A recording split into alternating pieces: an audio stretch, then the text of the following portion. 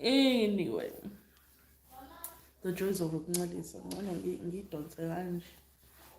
Okay, now I feel better. Thozani bazalwane. Thozani bogogo. Sure. Thozani bogogo nomkhulu.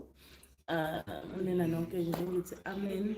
Kwabathandazi ukuthula kwabathandazi, as they say, ekerekeni, right, in the church. Oh, it's been forever since I've done one of these. Like, it just feels weird, because it's been so long and I've been going through so much in just terms of structure and it's so weird because, like, I think when I started doing these videos, it was mainly to educate, but I think they've also been a platform for my education in terms of it gives a moment to abantu bam to kind of show up when they show up with the extra. Like, I'm different when I do these videos. Into engikhuluma ngayo fanele kube efike yahlala emoyeni ukuthi this is what needs to be spoken about, and then there'll be events through the course of, like, today, yesterday, like nje building up to why I need to speak about this particular thing. So every single thing I speak about is something that is being called to me, as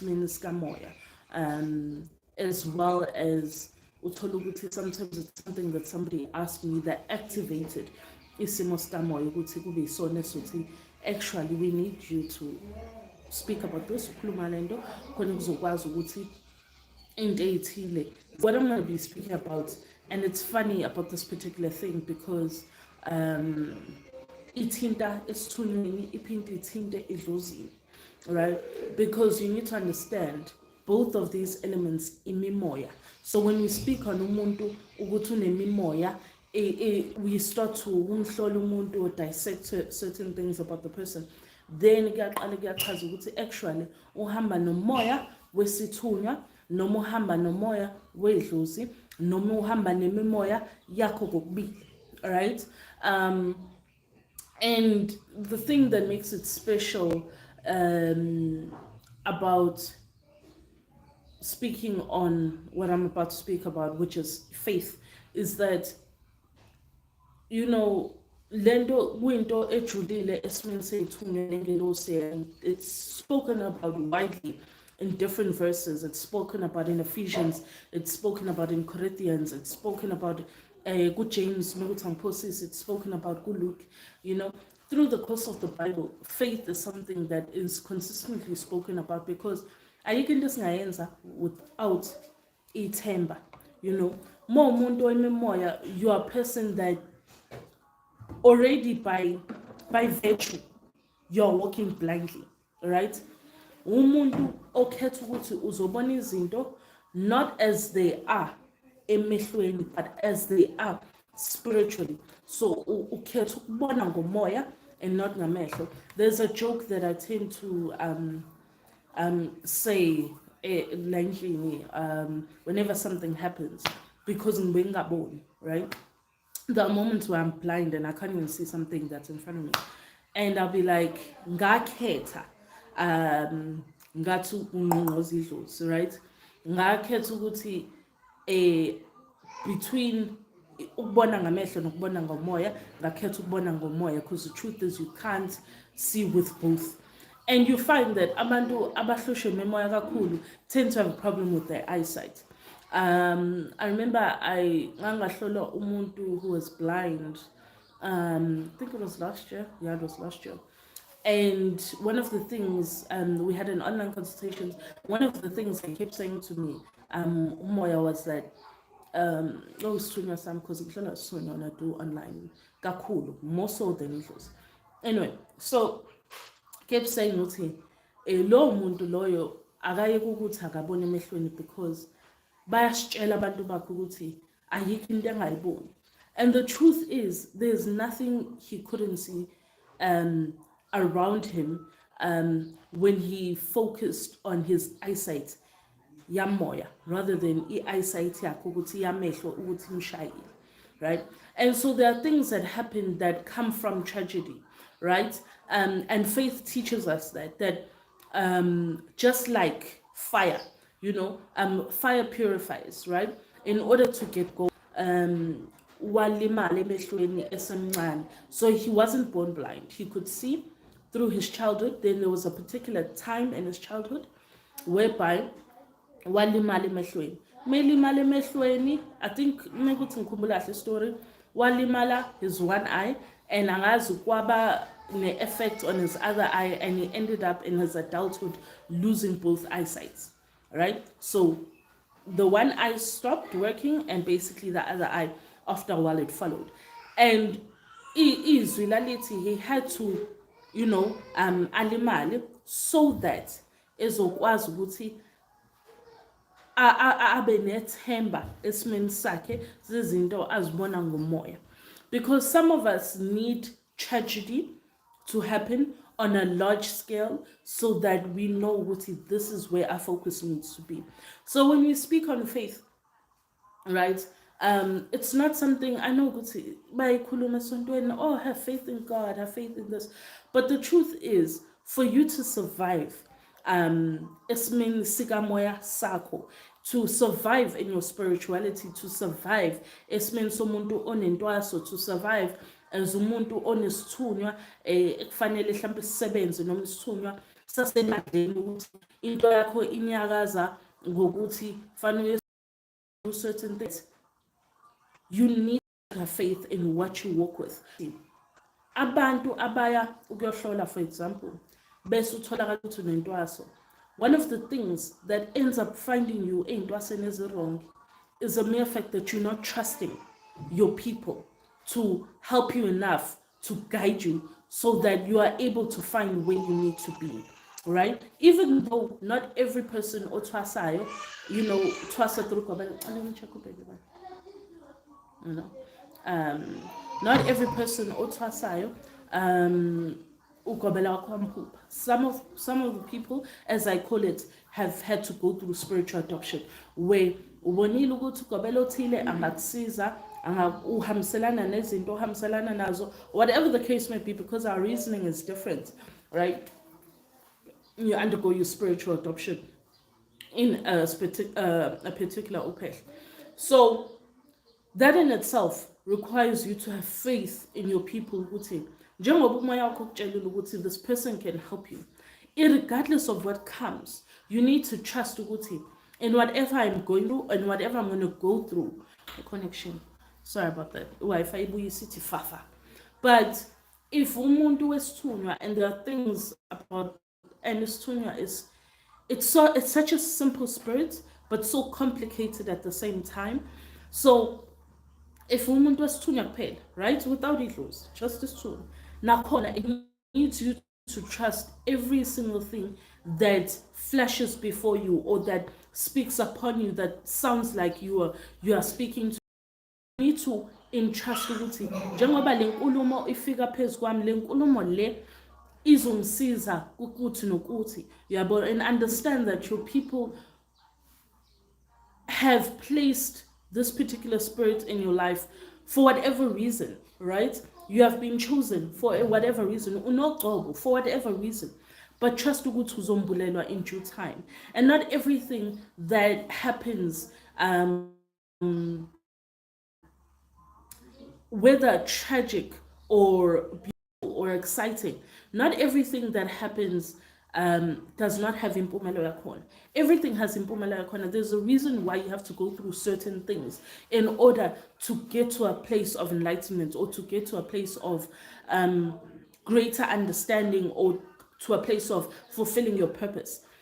Journey to self, as ngingibize, the more uzihlaziya sakho sikamoya, the more udlule intweni esimeni sakho somoya, it strengthens your spirit, it strengthens the people you work with, it strengthens your character, it strengthens your purpose, right? I was telling one of my twasses today, Uguti, there are things that may happen, especially because, we've had certain conversations. When you already have izinto osumbuleleyo zona that tell you of difficulty that is to come, that in itself is a blessing, because there are things that are saying this child needs to be equipped to what needs to happen, right?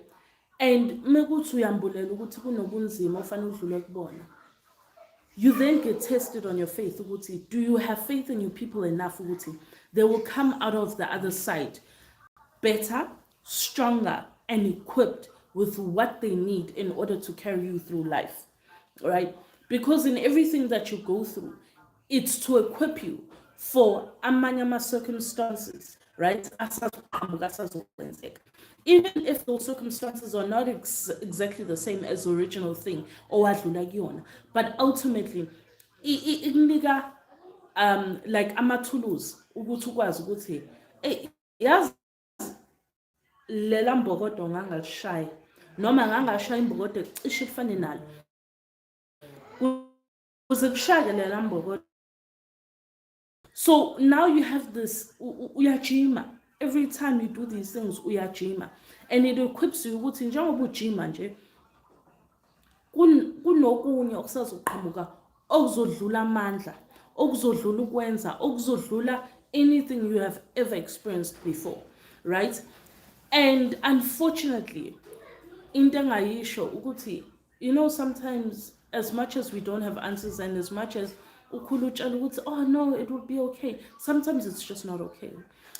But you need to trust in all that you have seen, had communicated to you, and understand, and ukhule, because umoya udinga ukuthi ukhule, udinga immaturity, udinga ukuthi ukwazi ukuthi even if you've been a child in izinto, akekho umntwana edlozini, akekho umntwana esithunweni, right? We see these videos of labantu ingane mhlawumbe ezinonanyezi zishumayela zikhuluma into eyisinda ejulile.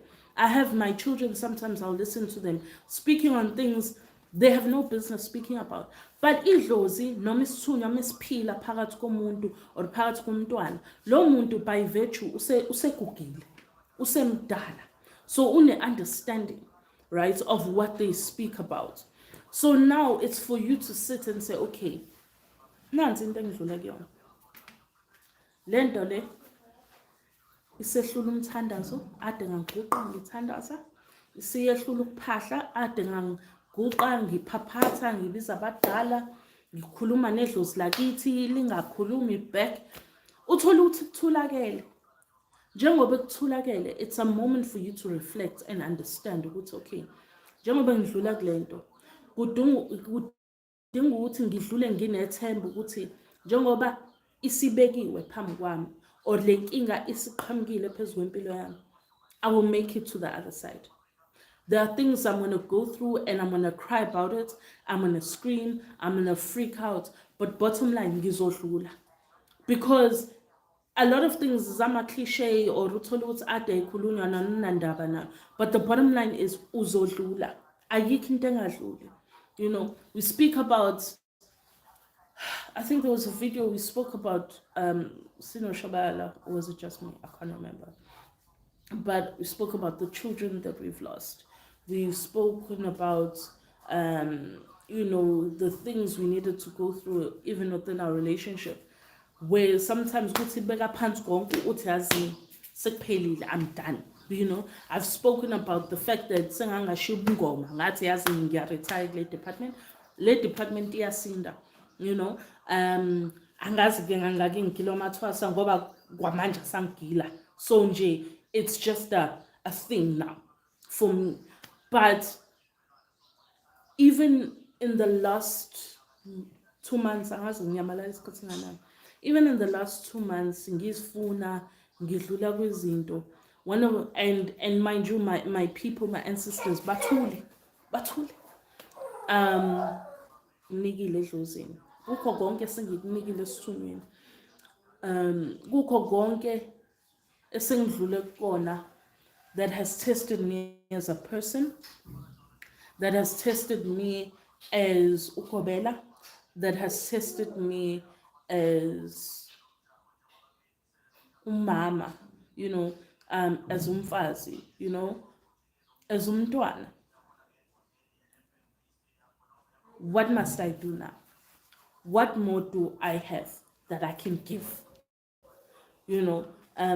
What else is there? Ngihlale bengifikelwe inyembezi. Ngifikelwe inyembezi. I think I'm about to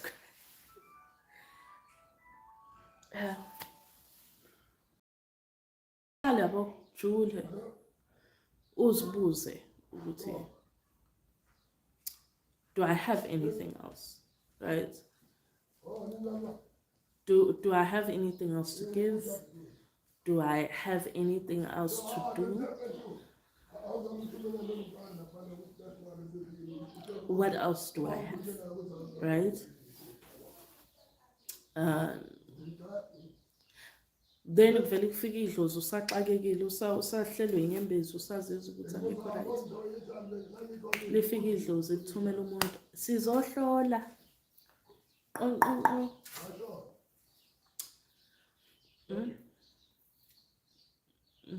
That's fine is that, but yeah, fika umuntu thokoza gogo sicela ukuhlola. Uvela ubona ukuthi idlozi uyangilinga, ubona ukuthi sithunywa uthule,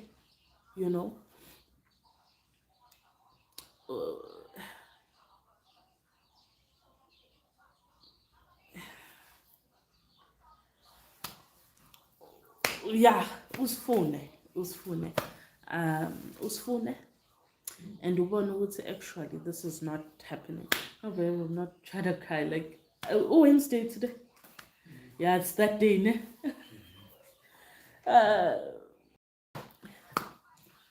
Usifune. Alright. Nanga namathwasa la agila igoda. Thanks, babe. Well, namathwasa la agila. And you sit there and you're like, okay, this is my job, this is my life, this is my being, this is who I am. In all that is happening, how can I move in a manner where I don't lose who I am? Where mekufika umuntu athi thokoza gogo sicela ukuhlola, sicela ukubhuka, sicela le booking uvela ubona ukuthi uyashona. And wazi ukuthi ubiziwe, but ubona ukuthi anybody that knows my consultations know ukuthi mina ngakhuluma, it depends on what you need. It can be 15 minutes, it can be 30 minutes, it can be an hour. Mina ngiyahlala nomuntu ngimhlaziyele kuze kulungaze acace ngithi right, athi ngi-right gogo. Laba bangaziyo hayi ngi-right mkhulu, ngi-right, hayi ngijabulile ukuthi sikhulumile nje, you've made a lot of sense. I'm putting my phone over there. You made a lot of sense. Sengichazelekile. Yeah, ngifuna umuntu ashiye echazelekile, abe ne-understanding of everything. And even though we can't obviously dissect everything that's ever happened in your life, but the main key points, siyahlaziya, sinika isikhathi, and we do what we need to do, right? So that uzoba right. Ngale ndlela ukuthi angihluthuki umuntu mengikhuluma naye, angidubi, angisho ukuthi okay, ngibona ukuthi nokuthi twalungisa ukuthi nokuthi consultation over, thokoza uphile, bye bye. That's not how I do things, because ngiyazi ukuthi uma ugula, and not just physically, but ugula ngomoya, but you need a level of nurture and time that I know a lot of people don't give. So abantu bafuna even on a consultation, uthi umuntu useyaphefumula, useyazi ukuthi okay, I've left with a clear understanding, I've left with some kind of comfort of this is what I need to do next. All right. And then uphinde ufikele umuntu fika umuntu imoto yamhlola athi ayigogo angisahambi. Ngiyabona ukuthi inkinga yami idinga ukuthi ngibe la, and uthola ukuthi ngizohlala nomuntu engimlaphayo for a week, omunye uthola ukuthi it's 2 weeks, omunye uthola ukuthi it's 3 days, but ngihleli nomuntu engimlaphayo. Alright, that needs so much availability, and uthola ukuthi I'm not in a space to do it. So njengoba ngihleli ngiyibuza ukuthi kukho konke lokho engidlula kukona, you know, what needs to happen? Because number one, idlozi uthola ukuthi lizongilethela ithwasa engazazi ukuthi lisikhathini. Alazi ukuthi kuzowenzani, alazi ukuthi kuthunyiwe, alazi manje we don't talk. Sidlulana kanje. You know? You think ukuthi I'm not worried about the Swasa anymore. I'm worried about elami idlozi ukuthi lona lisuke kutheni mase liletha abantu abanje. And then I'll get somebody I'm going to consult. Obehlupheke edlozini, they knew what they needed to do, they did what they needed to do, but they are not going to help them. So lento already ingikhatha nedlozi lami ukuthi I'm not okay with my ancestors. Ngiphinde ngiye la isithunyweni. Maybe ngithi isithunyweni, isithunywa and something happens. Livele teteme. Actually wake up ziyabuya la egcekeni. Wena wenze njani? Lihlala ekhoneni. Ayivele ngumuntu wanamakhehla. Ugogo lo uhlele ekhoneni, uthula uyabuka ukuthi umntanami. But most now khona kulom group lo oqhubha umsebenzi kamoya ula wena wenzani, you know. And I've really had to figure myself out so that I'm able to understand everything I need to understand so that I don't change. Because in everything that has happened, one of my things is uvalo engiba nalo ukuthi am I going to turn into my gobelas? Am I going to turn into umuntu ogcine sethakatha? And ukuthakatha doesn't require umuthi. Izinto yakho, izinto oyicabangela abantu, izinto osukudlula kuzona ezikwenza ukuthi engathi kuyasinda. Faith is the only thing I've been able to lean on and think ukuthi mina as uThandi, who I am, right? Or who am I? It's just so difficult.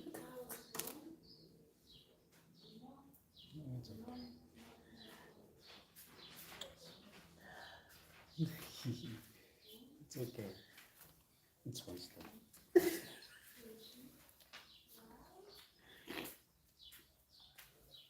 Hello, mommy.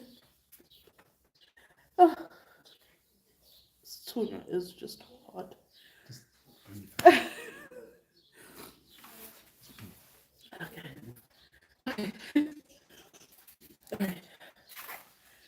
I don't think I should have done a live. I don't think I should have done a live. I told you what you've done this. I need to think, who am I? Why did I to be a person of faith?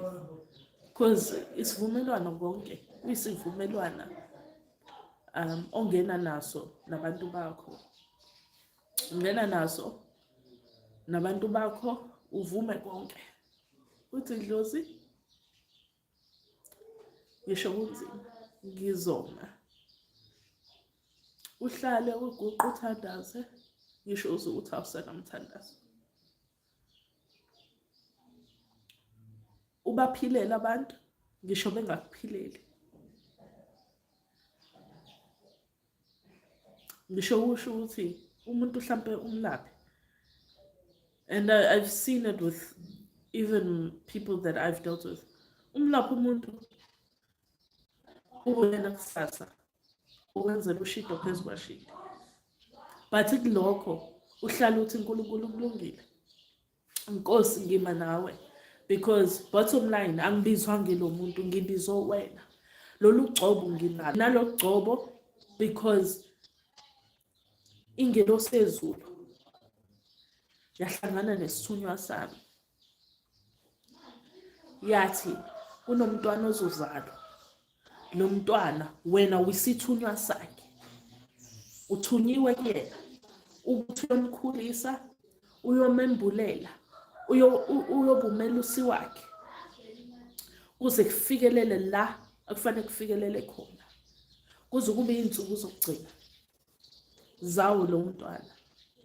Dlozi wabekwa, kwathi ukhona umntwana ozozalwa, umsebenzi wakho, isikhwama sakho siyovuka ngayo lo mntwana.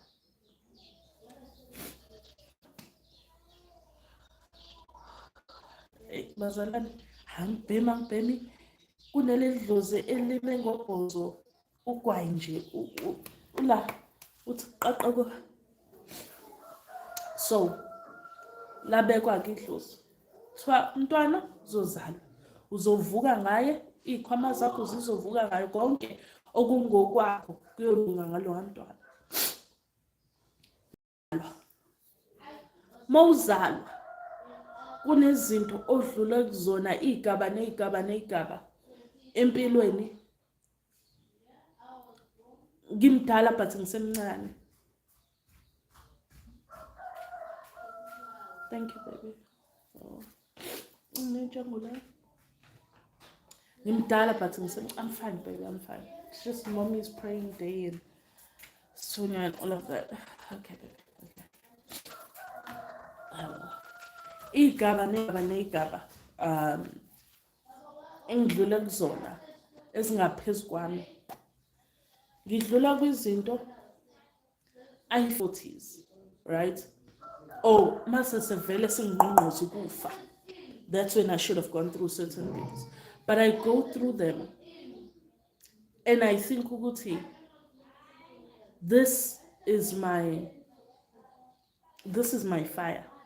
This is izinto kufanele ngidlule kuzona kuze uNkulunkulu abone ukuthi this child has earned her gift. And I think people forget that izipho zethu isiphiwa zona, we earn them. And we earn them through having faith that kukho konke engizodlula kona, kukho konke engizokuzwa noma kuzokwenzeka uNkulunkulu nami. Kulamasonto lawa kuthiwani what churches, khona into abathanda ukuyisho ukuthi you cannot have a testimony without being tested. And it's the truth. You cannot have a testimony about anything. Ayikho wena into ongangitshela yona ngokufa ungafanga. Ayikho wena into ongangitshela yona ngokuhlupheka ungahluphekanga. Akukho into ongangitshela yona ngokuhlukumezeka ungahlukumezanga. You know, you need to undergo through whatever that you need to undergo through so that you can teach other people. You can't teach and you can't give what you do not know and you do not have. Bottom line, there are videos that I think I've done and I said ukuthi awukwazi ukuthwasisa umuntu ongathwasanga. Awukwazi ukugobelwa ungagobanga. Right? Awukwazi ukupha umuntu umakhosi ungakazi umakhosi. Awukwazi ukunika umuntu impande unganampande. You give what you have. You give what you have. If you don't have it, you can't give it.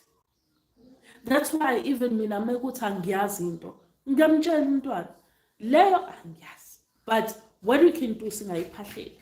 Asiyiphahlele, sibone ukuthi abadala bathini, and then we move forward. Because to lie to somebody and say ukuthi kanti usuyamphambamisela or usuyamlahlekisa, into encane edala ukuthi udutshwe abadala, abantu bakuduke nje abantu abadala bathi yazi indaba yalo mntwana singile. But you need to believe in what you are. Before even yongena ephehlweni, believe ukuthi I'm meant to be someone. Before even yongena, that is something you need to know without a shadow of a doubt. It will guide you.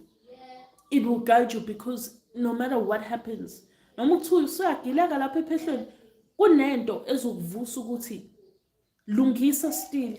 Fine-ke la kade ngikhona ngagilwa, ngaphambaniselwa, whatever happened, but still laphaya fanele ngiye, fanele ngigcine ngifikile. Into efanele ngiyenze, fanele ngiyenze.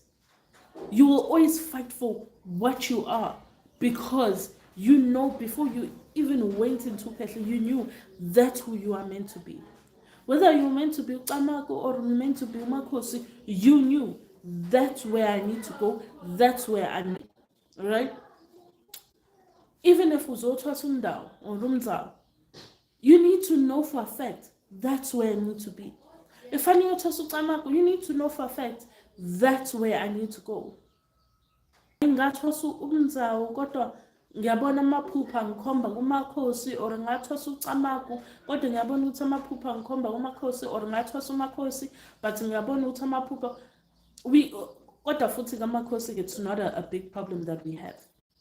KaMakhosi, I think the only problem that we have is that there are people initiating that shouldn't be initiating. Unabantu mongena nje ephehlweni, you need to know for a fact ukuthi fanele ngiyothwasa, not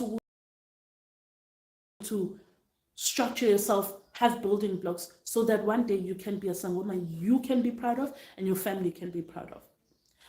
If you're meant to be umthandazi, there are things that need to reflect that. Ukuthi fanele ngibe umthandazi wabantu, or fanele ngithandazele nje ingelosi yami.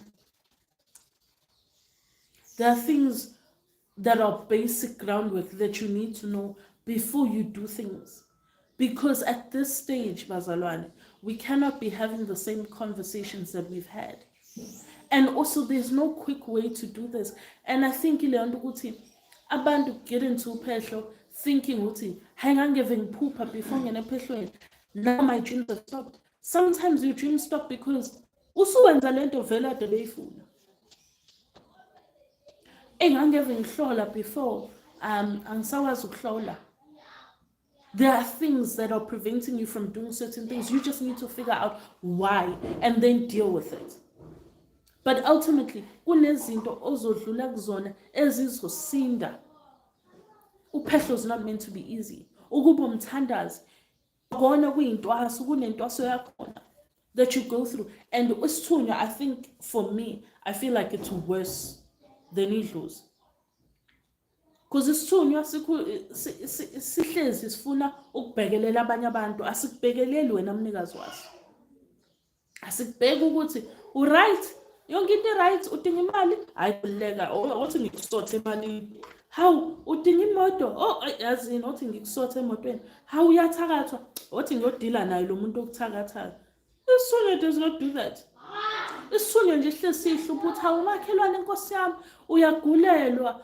Ngeke nanti ivision ukuthi ugula nani kanjani, nansi into ezomsiza. Wena lapho uyafa endlini, IsiThunywa asikho concerned ukuthi uyafa wena. IsiThunywa is like that. It will always think about other people. You're always going to sacrifice for other people. Uyohlezi uphilela abantu. Always. And IsiThunywa sicindezelwe izinto that are about being a basic human being. IsiThunywa, once wahlezi umuntu oyicabangela wena, siyahlehla. IsiThunywa mekuthi umuntu okhonzi ucebecebe imali ini siyabona ukuthi ayikho indaba yami. IsiThunywa ishabala lekelela ngithi ngifaka lona lokho ayona. Lekelela yini engicindezela IsiThunywa?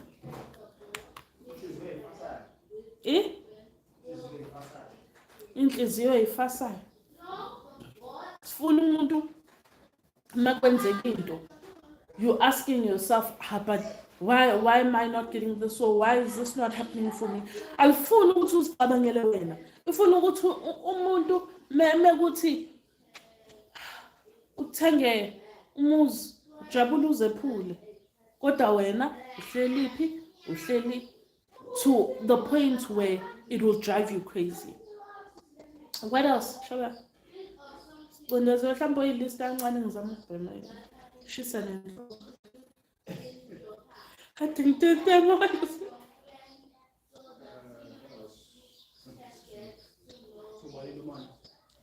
Kubalini boy.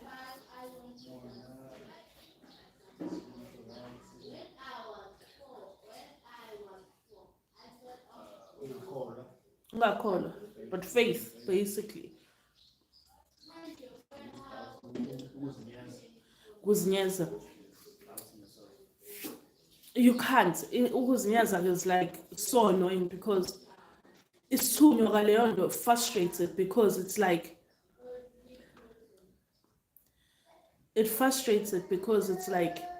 I'm here showing you a way and you are not believing in what I'm showing you, or akuyona indlela le wena ofisa ukuyithatha noma akuyona indlela wena obelieve ukuthi sizokwazi ukuyifeza. Sifuna amanzi, that's another thing, but aswadingi. Siyawafuna but aswadingi kuze sikwazi ukuthi siphakame kahle. Isithunywa kuze sibe lento ekufanele sibe yiyo in all its glory. It starts with you. It starts with everything about your being that needs to be broken down. It needs everything about your being. Woo! Ayashaloka. Oh, ayashaloka. It needs you to be everything that you need to be in the reflection of God. No one must be closer to God than isithunywa. Isithunywa sidinga uhlezi ubheka uNkulunkulu and not look for him lapha esibhakabhakeni. You know, you don't look for God ezulwini. Yabo. You don't look for God emkhathini, but you look for God in people. Because people walk with God. But you need to find that God within. Hence why impatho obanayo when it comes to people is so important. Indlela umuntu omphatha ngayo, indlela umuntu omtreata ngayo, indlela odila naye ngayo says a lot about ingelosi yakho. It says a lot about isithunywa sakho. It says a lot about imimoya ohamba nayo.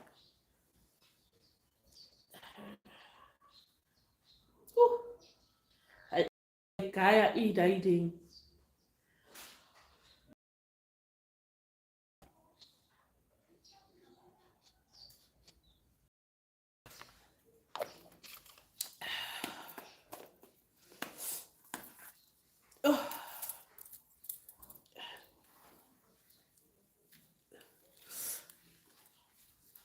But isithunywa needs you to be all that means purity. All that means I am because he is. When you understand God and you find God,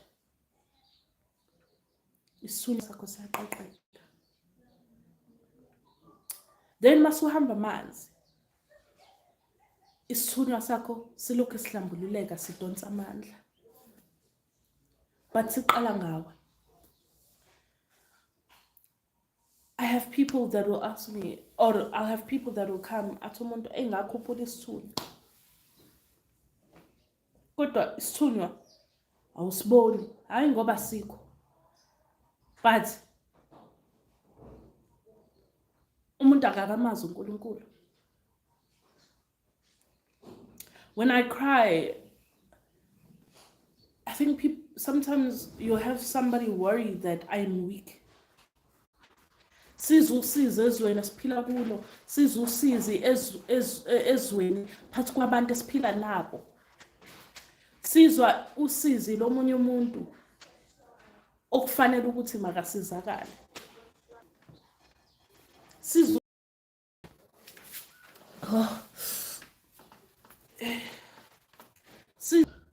you open the door of seeking God. and seeking umvelinqange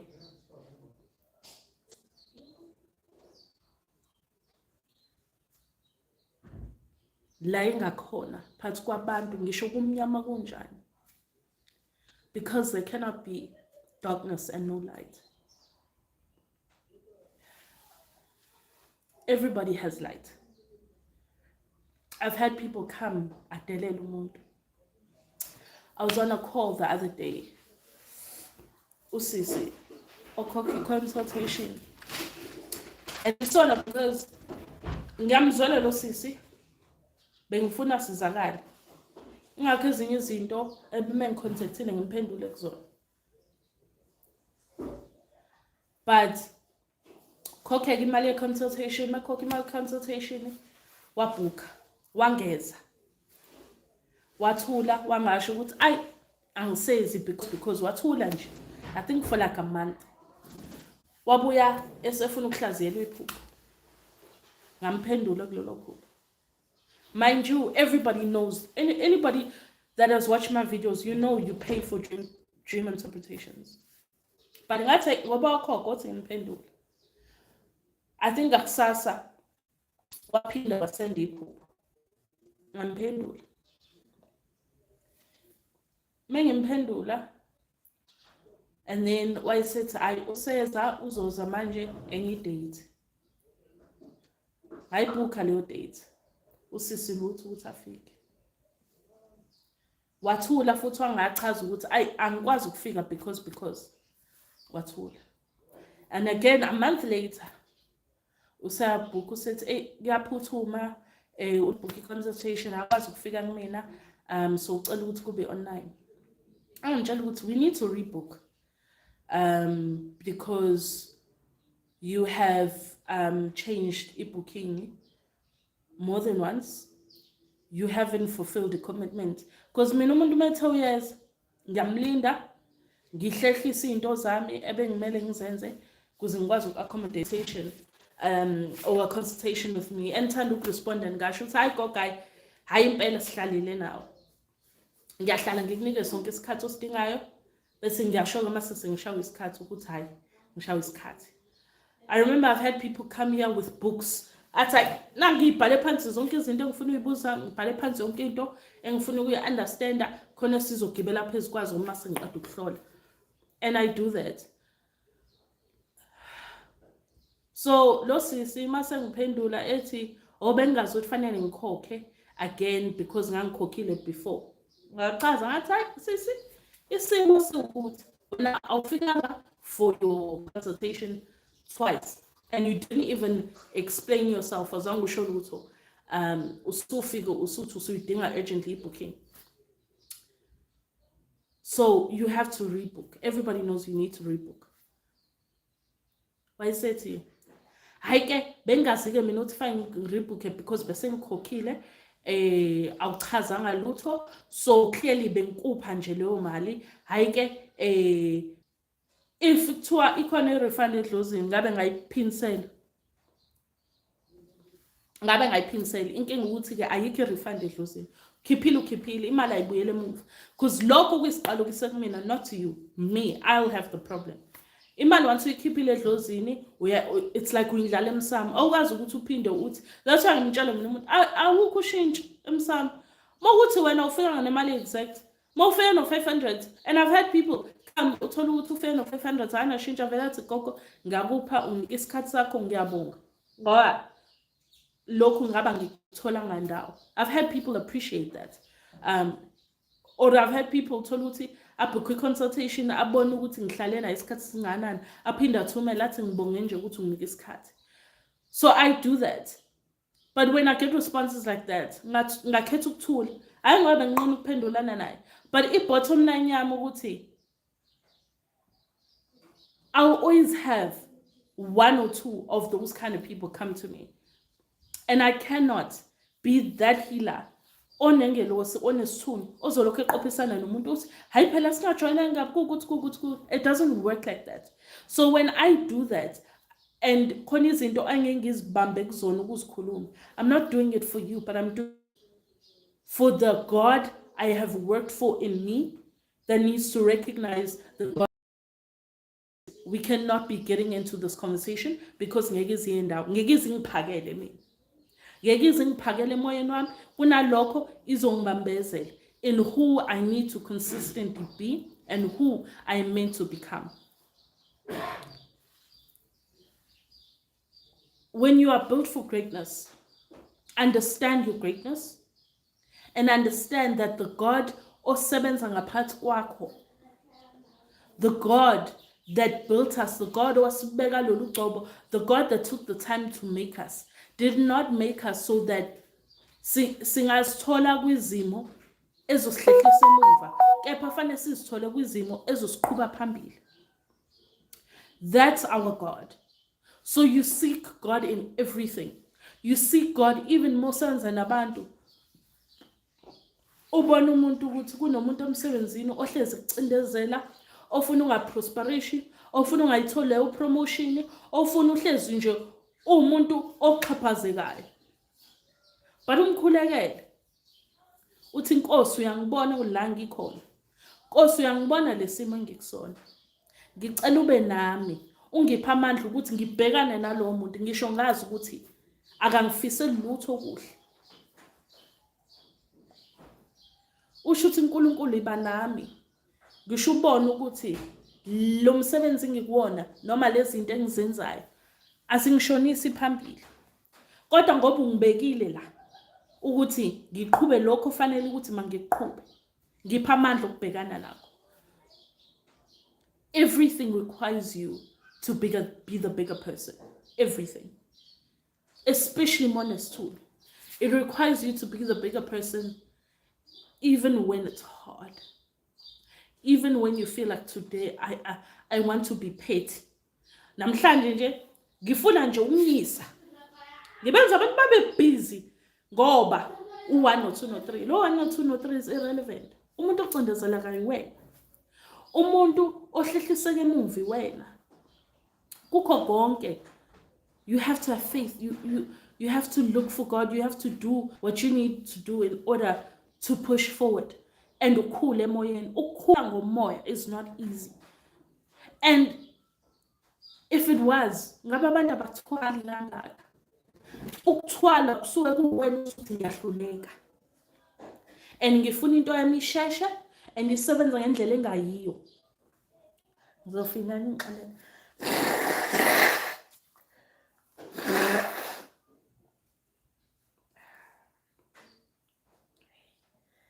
Kwaye ngifisa ukuthi lana ngibona ephehlweni ngithi nje yabo lento esinefu nje angiyifuni. Ngithona nini nami ngabe ngiyangihlenga namhlanje. But God always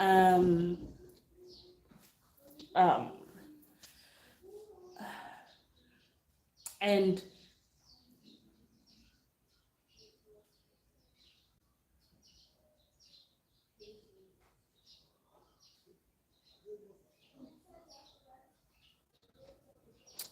there's the thing I was reading. Isaiah, ne? Isaiah, so Isaiah, verse 43. I know, chapter 43, verse 2. It's him. When you pass through the waters, I will be with you, and through the rivers, they shall not overwhelm you. When you walk through fire, you shall not be burned, and the flame shall not consume you. So basically, though our feelings come and go, God's love for us does not change. God's love for us does not alter. Kuyo yonke into ozodlula kuyona, right? Kuyo yonke into ewunzima, uNkulunkulu uyoma nawe. uNkulunkulu uyoba ummeli wakho. uNkulunkulu uqobo uyena original umbusi wakho. So masithumela ingelosi zezulu to guide you, akubeka agcobe athi uzoba nesithunywa specifically. You are born to be special in this world, and I'm going to assign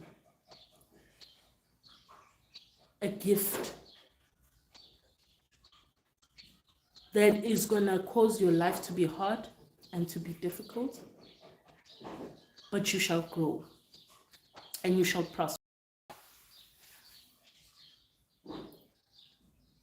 And then it goes back to understand your faith. Understand what type of faith you have. Because faith iyahluka. Faith iyahluka.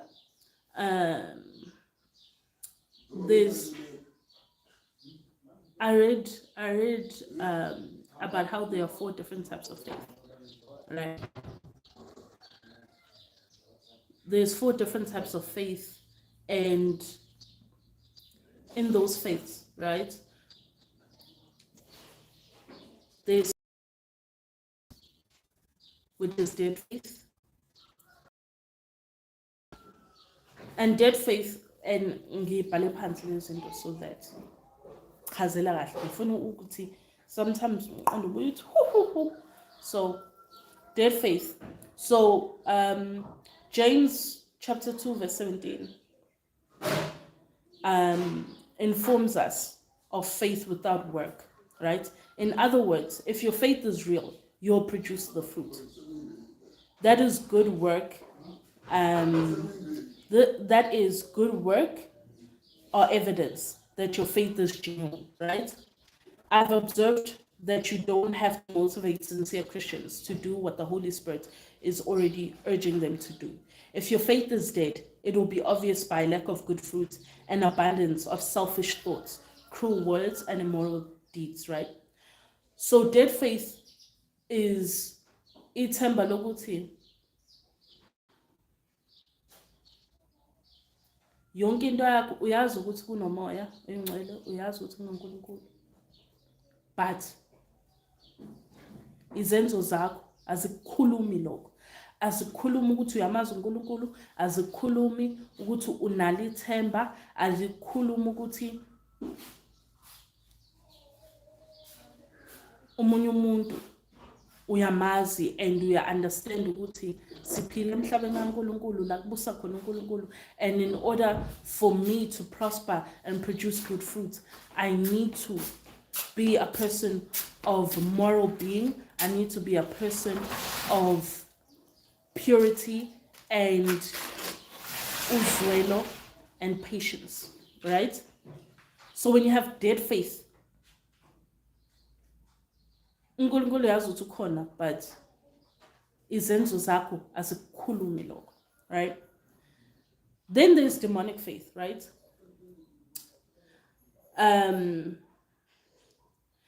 James also teaches us that even demons believe and shudder at the name of Jesus, right? So James chapter 2 verse 19, their faith is intellectual. That is, the demons have no doubt. Sliding door, by the way, their faith is intellectual. That is, the demons have no doubt that Jesus is the Son of the living God, but they rebelliously choose to serve a different master. And their master is crystal clear on the fact that Jesus died and rose from the dead. As a matter of fact, Satan's theology is probably better than yours or mine, but knowing all the answers and possessing the right theology doesn't save you. So ukwazi ukuthi uNkulunkulu wathumela uJesu Kristu ukuthi ahambe nathi emhlabeni, aphile kanye nathi, washona wavuka, uyabo. Leyo nto ngeze isindise sabantu, but ukuliphilizwi elisindisayo, ukuliphilizwi ngendlela ekuyiyona ukusindisayo, right? So there's demonic faith and dead faith. Then there's vain faith, right? Vain faith is not everyone who says that Jesus is Lord of their lives will enter the kingdom of heaven. On the day of his return, only those who actually do the will of God will be permitted entry. Responding to an altar call, saying the sinner's prayer, or religiously and genuinely tithing, these alone will not save you. Please do not be the person who completes all kinds of religious milestones and cries out on the final day, Lord, Lord, Lord, Lord, only to hear the dreadful words of, I never knew you. depart from me. Matthew chapter 7 verse 21 to 23. Ne? So, vain faith, yilabantu obabona beyinkonzweni, yilabantu abenza zonke izinto ezihlangane nokuthi ngiyakholwa, but ingaphakathi labo alikhuluma inkolo. Ingaphakathi labo alikhuluma ukuthi baliphilizwe, alikhuluma ukuthi kuyo yonke into, not because just ngiyaya esontweni, ngiyasonta, ngiyazenza izinto mekufanele ukuthi ngenza amaladi, ngenza ukuthi ngiyakwenza. Uyayibona, lonto iyodwa ayingenisi ezulwini, ayikuhlalisi nabantu bakini, ayikuhlalisi namathonga akini, ayikuhlalisi nezithunywa zakini. Even eDlozini, you have people, umuntu lokho ehlabile, bese zothi hayi ngumakhosi. Kodwa ayikho into ekhulumayo ukuthi lo muntu uhamba nedlozi. And we have songs like that. Uthola ukuthi ayikho into ngaye ethi ngathwasa, ngaguqa, ngathoba, ngayisebenzela into engiyona, ngaphuma nempande. Ungathwasa kodwa ungaphumi nempande la uthwasa khona. Izenzo zakho ezikhiphisa nempande, ezikhiphisa umakhosi, or ezikhiphisa whatever uthwasa. Yonke into oyenzayo matters eDlozini. Yonke into oyenzayo matters engine. Everything that you do matters. It's not about just doing the process of ngishaya inkamba, ngahlaba imbuzi, ngahlaba inkomo, ahlaba inkukhu, ngaye emanzini, ngenza ukuthi. Thoko njalo, ngaba azikho izangoma eziphuma zingaphethe lutho. Uphuma kanjani ephehlweni ungaphethe lutho? Izenzo zakho. Yonke into iyona, yonke into yenza iyakhuluma, iyamemeza emadlozini, iyamemeza emathongweni, iyamemeza. It's not just about the process, but it's who you are within that process that says, Uguti, this is who I am, and this is what I'm meant to do, and this is who I'm meant to become. Then there's saving faith, right? The message of John chapter 3 verse 16 is so clear. God loves every one of us. He sent his only begotten Son to live amongst us, and whoever believes in Jesus will have eternal life. Ephesians chapter 2 verse 8 to 10 also provides us with some additional details, right? You are saved by grace through faith. Salvation is a gift. You are not saved because of justice in Dobuzenza and everything that you did, but you were made to do good work and point people to God. God prepared many good things for you to do. As you live by saving faith, you will supernaturally produce good fruit and work and evidence that you are no longer a slave to sin.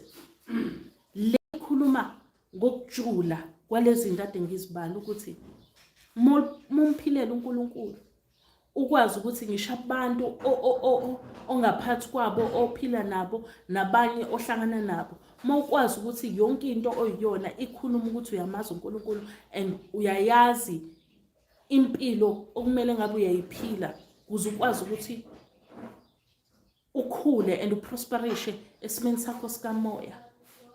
That saves you.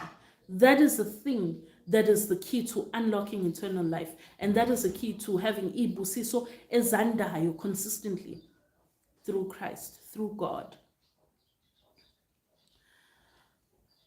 So kuko yonke izinto esike sikhuluma sike sizenze eyami ngeke ngisho ukuthi it's not enough ukuthi uyikhulume into but iphile kuzo uyiphilela wena kuphela, uyiphilela umoya wakho, uyiphilela lokho ofanele ube yiyo, uphilela izipho okufanele uzithole, ofanele ubusiseke ngazo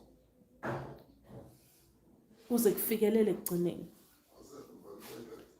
So in all that you do and in all that you become, if you are not in a position to understand and seek understanding and seek God, ungavula umnyango wabantu abadala, ungavula umnyango wedlozi, ungavula umnyango wesithunywa, because once you open that door uyivulela ukuthi usebenze uzikhandle noma kuthiwa kwenzakalani esimeni sempilo. Because in everything that you are and in everything that you do, yonke into inempendulo yakhona. Everything is gonna structure ukuthi kube ngathi umuntu ohlezi ukuhluphekiswa, kanti uNkulunkulu esokuvivinya ukuze uzokwazi ukuthi lento ofanele ugcine usuyiyo ubuyiyo. It's about growing and capturing your essence and izipho ezilele ezilinda ukuthi mayiphakanyiswe ivuswe khona uzovulelwa zona uzithole. Ngiyathemba ukuthi I've made sense. Thank you to those that have sat with me through this hour. I appreciate you all. And thank you for always taking the time to wait for me and send me messages. Online. I appreciate you all so much. And I hope in all that I do and I teach, even if it's 1, 2, 5, 10, 100, I make a difference, because Limbilo is so hard, and sometimes it's nice to have people that you can relate to, that abaphila noma abafuna ukuphila impilo ngokweqiniso, nangokwendelela ekwakudalelwe ngayo ukuthi kube ngakhona. I'm just going to answer quickly your questions. I'm going to see if I can pick them up here. I'm going to sum it on the screen. Okay. Thokoza Makhosi Nyambose. Thokoza gogo, gogo ngisebenzisa impande umuthi ukuthi umhlahlandlela phalaza ngagquma ngawo ekseni, and what happened mangifika emsebenzini nganikezwa iwarning ngento encane. Ngabe isithunywa siyahambisana yini nalo luhlobo lwempande engiyisebenzisile? Thokoza. All right, it depends. Ngamele ukuthi uhlole mkhulu. You don't have to come to me, you can go anywhere, but ngamele ukuthi uhlole,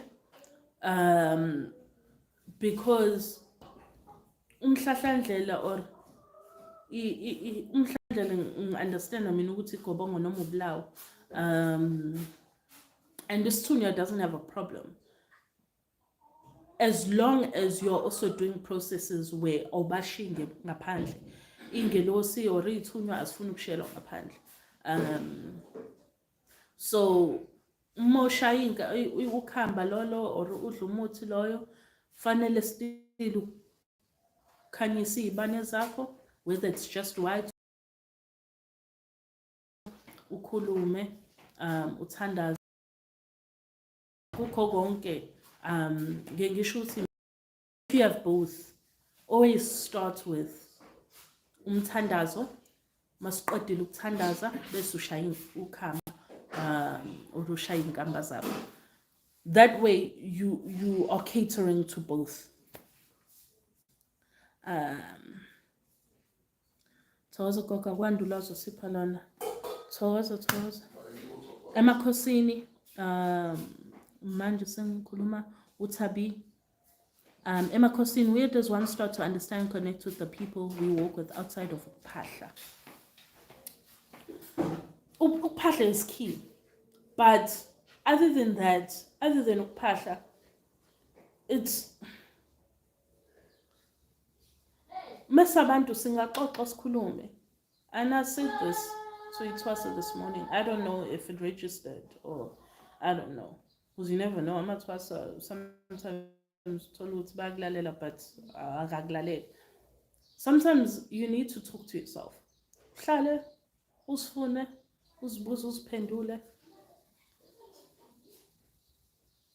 If you make them they will show up. If you show them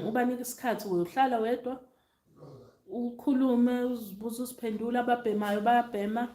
Mawubhema uthi ukuhlala ucabange ukhulume within yourself. they show up.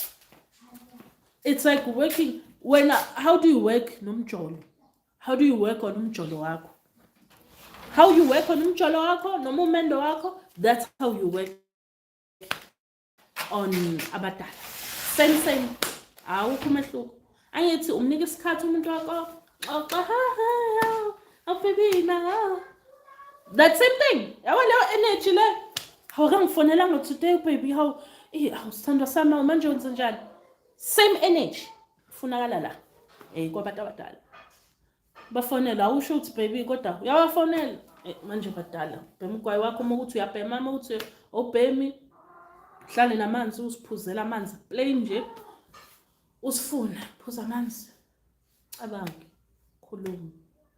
They show up, but you need to give them that energy of nginifuna lana ingakhona khuluma nami.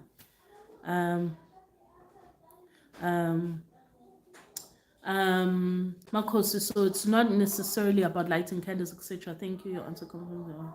Yeah, no, it's not just about lighting candles. Lighting candles, you do it specifically makuthi uyaphahla. Whether uphahla ukuthi uphahla umthandazo ukuthi uyathandaza or whatever. But it's like ushisa impepho. Not every 2 seconds uma ufuna ukuconnecta nedlozi ushisa impepho. Sometimes you need to sit, usfune, and not be sitting there having fat conversations with people, but sometimes just having a moment of silence with yourself. Even if you're going to give yourself 2 hours every day, check up on abantu bakho. Ayinonje bogogo bokhokho, bona mina makhehlakazi nike plan ngakhona kunzima. Ngikhulume nje, xoxe. Ngeke bangashow up. It's just that I think sometimes people look for results now.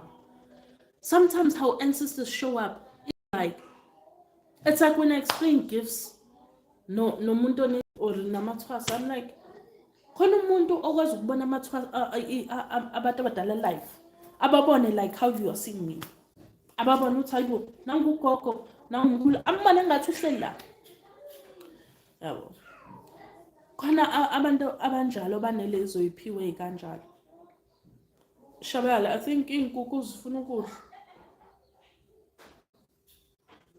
Khona zonke seyiqoqonela. Khona abantu abanaleso siphiwo. Kunabantu uthola ukuthi abantu bakhe kube ngathi ukhuluma la, ngathi nomuntu la uhleli la sikubeni kwakhe. Ezikhuluma yakuphendula. Sometimes kula engathi ula ekudlebeni uyahleba, uyakhuluma, you know. It's just different. Everybody is different, but it's about understanding self. That's why kuwe yonke into uqala ngawe usifuna wena. Lela rice lezo lichithe. It's about understanding self. When you understand self, you get to start to understand ukuthi bakhuluma kanjani. The same way you understand umuntu wakho ukuthi me kanje uba kanje, me mudu uba kanje, me nolaka uba kanje, me jabulile uba kanje. The same way you'd understand a person you are dating or you are married to. Ancestors need you to search for that level of understanding with them. How do my people communicate? How do my people show that they want to be close to me? How do my people show up for me? You need to uyifune leyo knowledge within self first before looking for it outside of self. So yeah, ngiyathemba ngikwazi ukuthi niphenduleke nina that you're on the live. I'm trying to think. Do we have notices? Do we have notices before?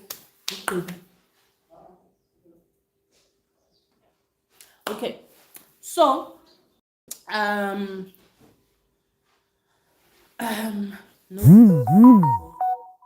oh, if only I could look it on. Okay, notices before I go, because I'm going to for today. ngiyazizwa ukuthi ngiphelelwa amandla manje. Yeah. Please don't forget, when we reach 5,000 subscribers, I'm a giveaway because nje, it's important. You guys have been so with me through me sometimes not posting consecutively, me not always being umuntu nje week by week by week by week by week. I'm available with videos, but ngiyabonga ukuthi ngihlezi nginike isikhathi sokuyithola. Ngikwazi ukuthi bengibuya ngibuye ngiready.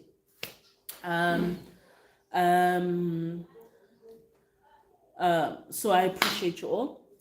I'm gonna actually say my WhatsApp number because I don't know.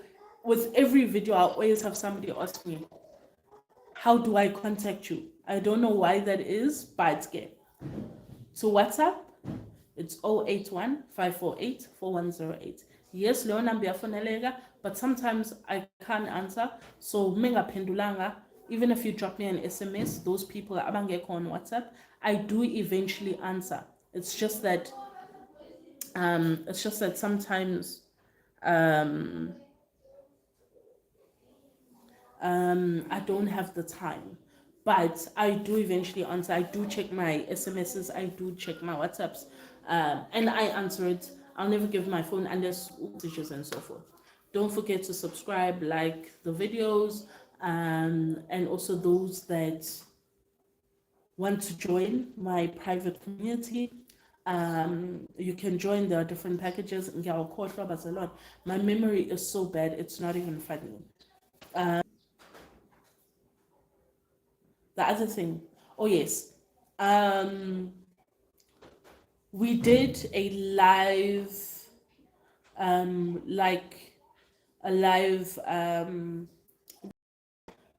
video calls and whatever, because I found that we had a problem with the amount of people that were in different places, in terms of some being in Joburg, some being in Eastern Cape, some being in Cape Town, some being in, I think, Free State. What was the other one? Mpumalanga Cape. Is it Northern Cape? Yeah, it has. Mpumalanga is a province. Yo, a geography and trap. But we had a problem. So, what we do is, I found that WhatsApp is the best one, but we can also, because when I went to that tend to be a bit, because I always want people to vote. So we do either Google Meet or Zoom, but WhatsApp, but Zoom because you can record, you can record the video or download it later, right? So Zoom is best, so Zoom and WhatsApp. But we do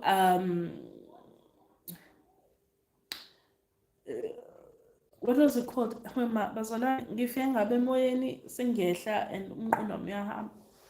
was it called? Banbani with the shabalas, right? No. It was the thing that it was basically like the healers retreat, but on a smaller scale.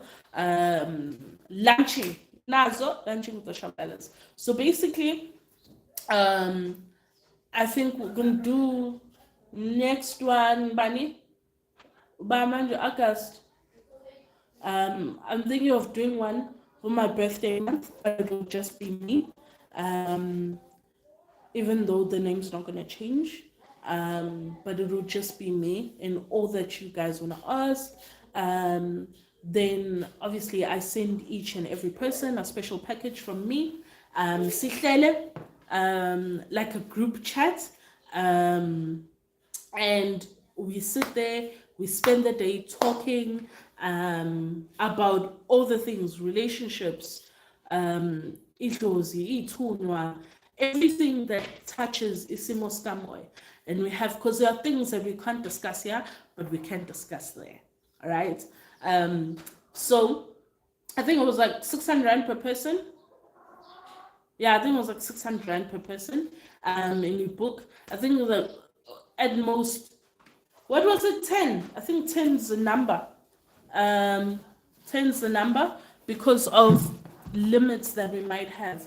Um, there are limits sometimes that we have, and you can record it. If we're going to do it on Zoom, you can actually record it and download it. So the next one, I want to do it in my birthday month in October, but it would depend on the bookings. We'll see how many people book, and we schedule it, book it daily, because it would be in the comfort of your own home. It doesn't have to be with the laptop. You can do it with the phone, and connect, and we just go through everything. We talk. It's like a private family meeting. Private family meeting. 600 rand per person. I think I'm gonna open bookings tomorrow. Yes, we're gonna open bookings tomorrow. Because depending on how many people book, I think I'm willing to do 3 over 3 days. So yeah, 3 over 3 days within that month. That's what I'm doing. And then obviously you guys would have to send me your addresses. Then I can send you guys your packages that are gonna be enjoyed during that time where we do it. And then that's in October. Then first week of December, I know there are healers that follow me, and I know that people about Nomoya that follow me that just want a fafa, right? So we had a discussion on Shabalala, and Nakona again, it would depend on how many people want to book, and this one is free, whereby you come. Most likely you're going to have to do it on a weekend because I know a lot of people work, on a Saturday. So you can come from wherever. Kugidwa that Saturday, Shisunyama. But obviously, whatever that we do, food and contribution, food and drinks, bapuza, and whatever we contribute on food and utwala, like, and we just have fun and we forget a lot of things. Funanje, joyous first week of December. Then afterwards, I know a lot of people say Aziki Mpopomala, or I think some understand what Mpopoma is supposed to be.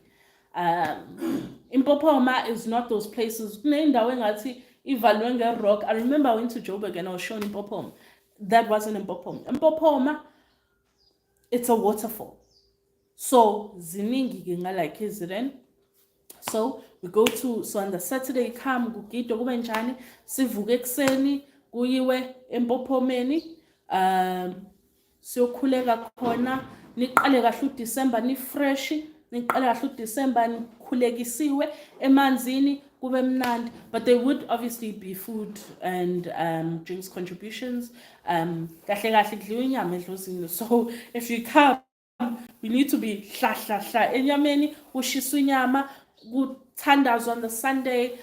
Those that want to leave on the Sunday can leave on the Sunday. Those that want to leave on Monday can leave on Monday. But nje tandazwe kube mnandi, kusontwe kube nje a vibe.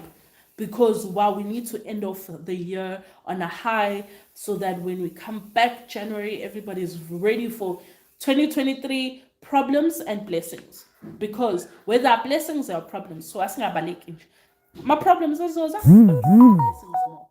Need the blessings more. So let me know those that want to be a part of that as well. Or if you want to be a part of both, we can do that as well. So but you guys would have to come down to Durban for that. And we just have fun.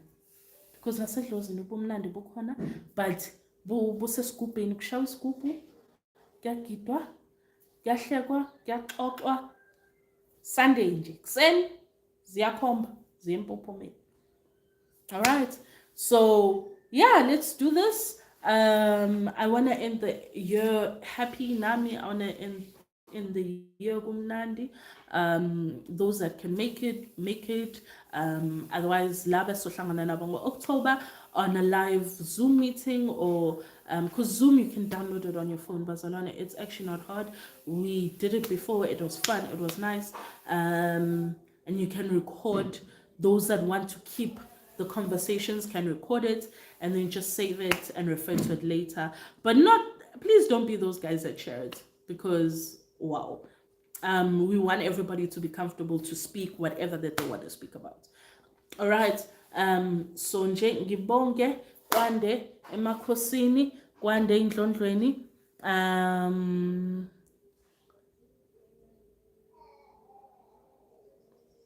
Okay, Gogo, I'm just gonna quickly answer that. Nomvula ngema.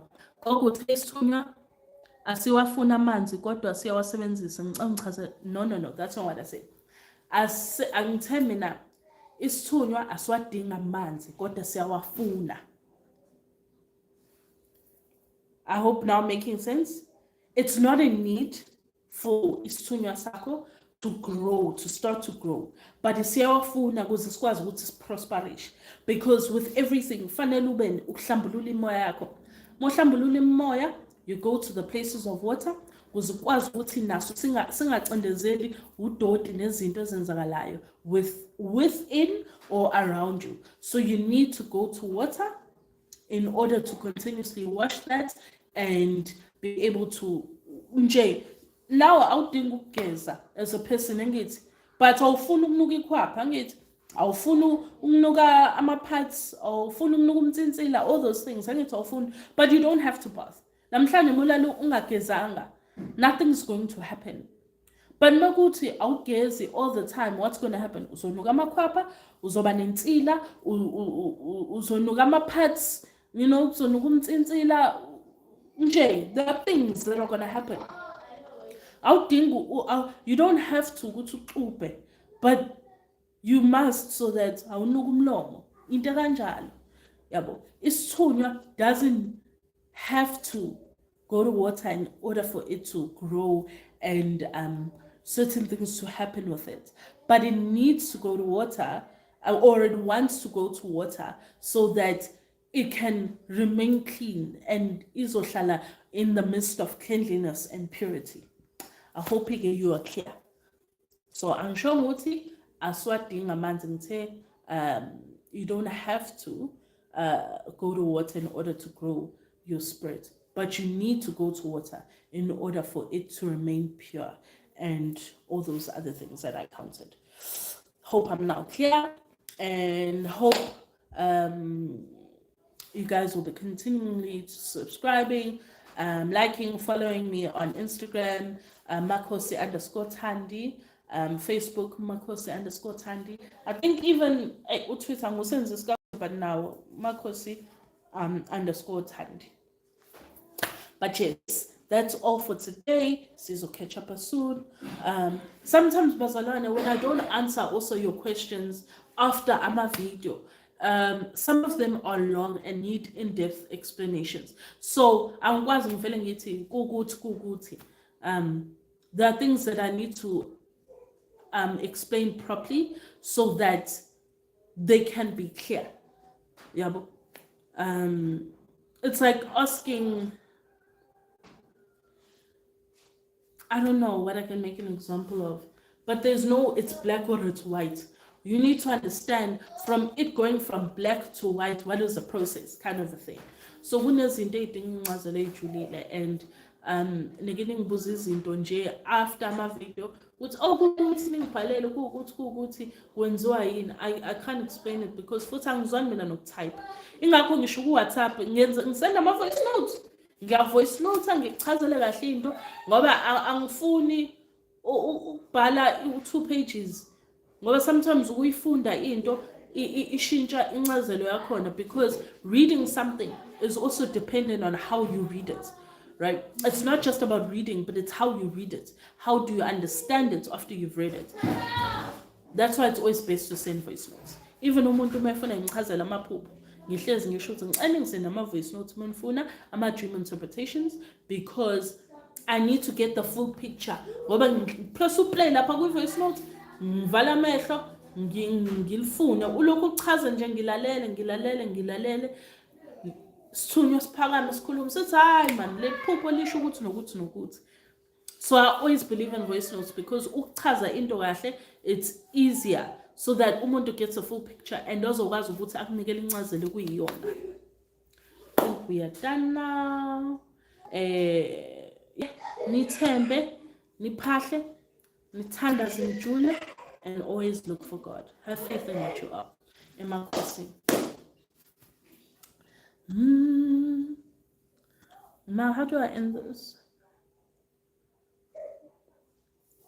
It's was a million, was a million.